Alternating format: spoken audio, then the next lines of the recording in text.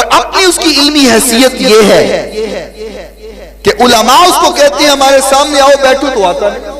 अपनी दिल के अंदर बैठ करके फितने को आम कर रहा है। कभी हुजूर की गुस्ताखी कर रहा है, कभी सहाबा इकराम की गुस्ताखी कर रहा है, कभी अज़वाज मुतहरात के खिलाफ भौंक रहा है।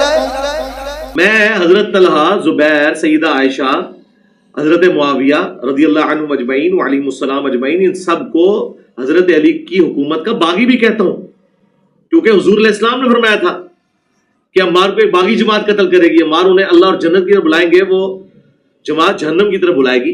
कभी औलिया इकराम के खिलाफ बदजुबानी कर रहा है। बाप बेटे शायद कोई नहीं, हदीसें ना सुनाऊं मैं। तो जब उलमा कहते हैं हमारे सामने बैठ के डिबेट करो, तो आता नहीं। अपनी दिल के अंदर घुस करके बकवास किए जा रहा है। और माज़ अल्लाह हुजूर नबी करीम सल्लल्लाहु अलैहि वसल्लम के बारे में जो उसने अल्फाज